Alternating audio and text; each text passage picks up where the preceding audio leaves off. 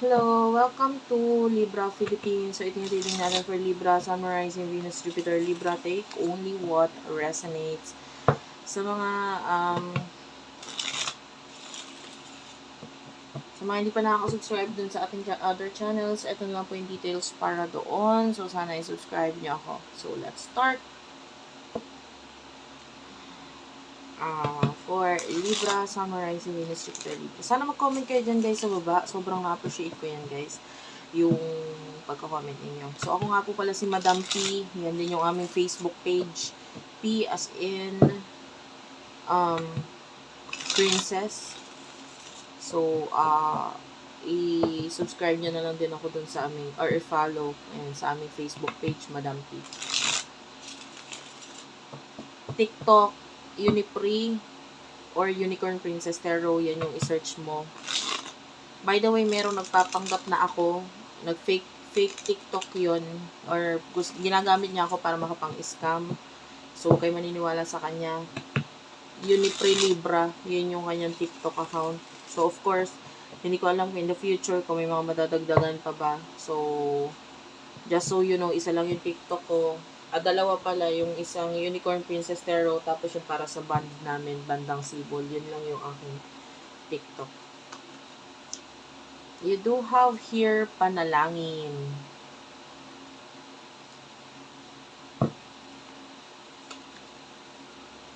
Toyo. Ito yung main energy mo, no? Pinipilit kong kalimutan ka.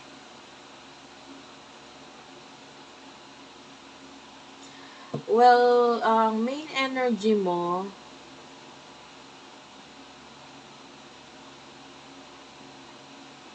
I feel like for now, may person in the past ka na parang tinatry mo na kalimutan or, you know, huwag alalahanin itong person na to. Pwedeng minsan mo na siyang, you know, pinagpanalangin or pinagpray, you know what I mean. And you do have your toyo. For what I can see here, pwedeng, actually dito sa toyo, wala akong nakukuha message dito, but rather, pwedeng, bago ka manood nitong video na to, may mga bagay kang ginawa regarding sa toyo, nagsawsaw ka ng toyo, nagluto ka, naglagay ka ng toyo, or, bumili ka ng toyo, pwedeng ganun. So, yun lang nakukuha ko dyan wala akong nakukuha message, honestly. Person na kakonect mo, sino to? Person na kakonect mo, sino to? Ay, wait lang. Ayaw mag-shuffle. Ayusin ko lang.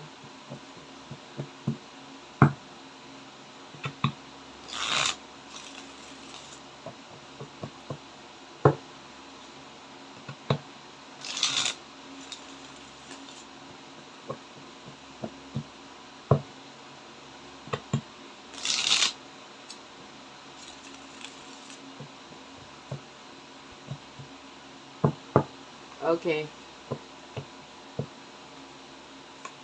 You do have your Bagyo. New beginning.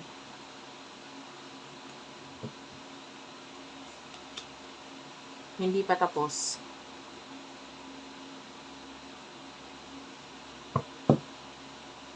Sana makausap kita.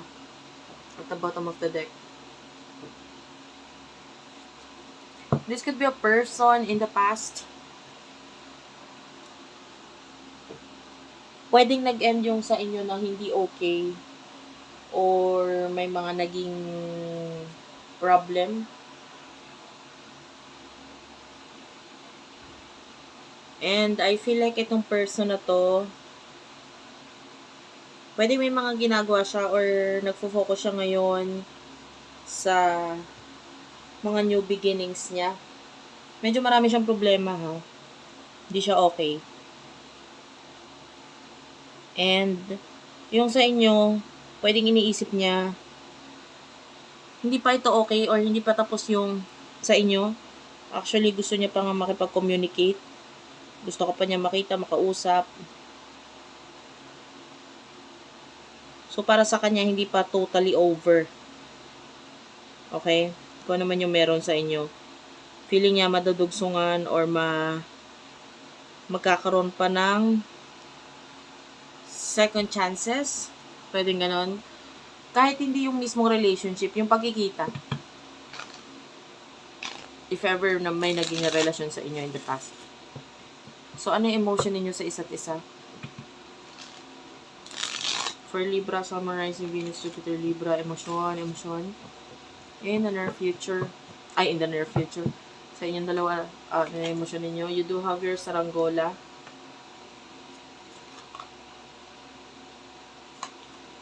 Third party.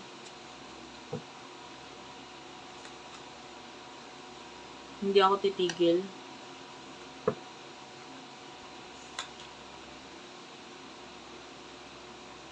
Lapis. Ang daming nagpapaalala sa akin ng alaala natin. And Desperado. I need space at the bottom of the deck. So, sa nakikita natin dito, pwedeng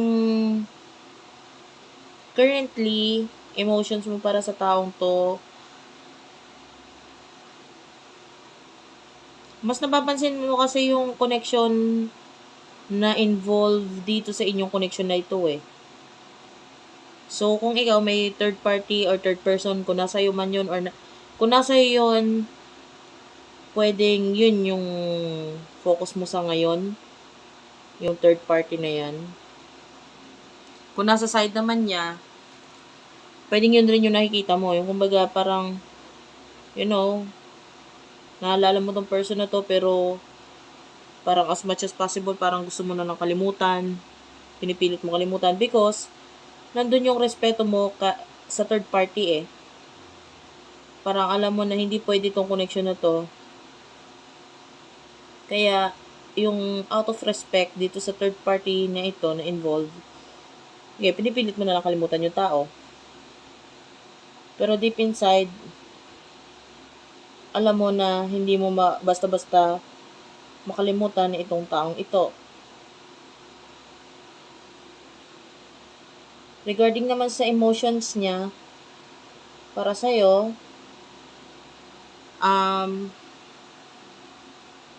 I feel like may mga bagay siyang sinusulat na may kinalaman sa'yo. So, regarding sa emotions, hindi ko nakikitang nakalimutan ka na nitong taong to. I feel like nandun ka pa rin. Pareho naman kayo. Pareho pa rin ninyo hindi makalimutan yung isa't isa.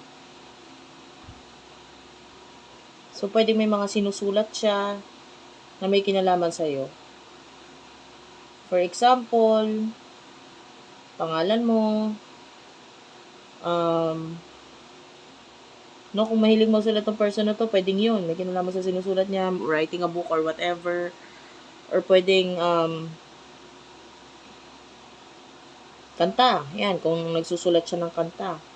Pwedeng ganon, may kinalaman sa'yo. So, hindi ka pa rin nakakalimutan ng taong to. Kumbaga, fresh pa rin kung ano yung mga meron sa inyo in the past para sa kanya.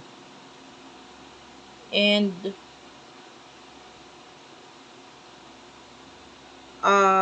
with the Desperado, I feel like minsan na naging desperado itong taong ito sa'yo sa connection ninyo. Pero walang nangyari kasi, yun nga, yung iba may involvement kasi ng third party, alam naman. Diba? So, but until now, naaalala ka pa rin niya. Pareho naman kayo. Lalo na with the saranggola, pwede rin yung iba sa inyo may spiritual connection or kasi pag may spiritual connection, parang may tali na hindi kayo basta-basta pwedeng bumitaw eh. Or bumitaw man kayo. Hindi ito ordinary yung connection. Mahirap itong connection ninyo. So, in the near future, you do have your mahal kita. Yan, nandun yung feelings and emotions mo pa rin dito sa person na to. BFF, lalo na kung naging best friend kayo or hindi lang kayo lover, whatever, nagkaroon ng friendship dito sa connection na to, so nandun yung mahal mo pa rin tong taong to. You do have your celos. Clarify the celos, please. Mascara. Okay, so I'm sorry to say, kasi nandun pa rin yung third party situation sa connection ninyo, na parang walang choice kundi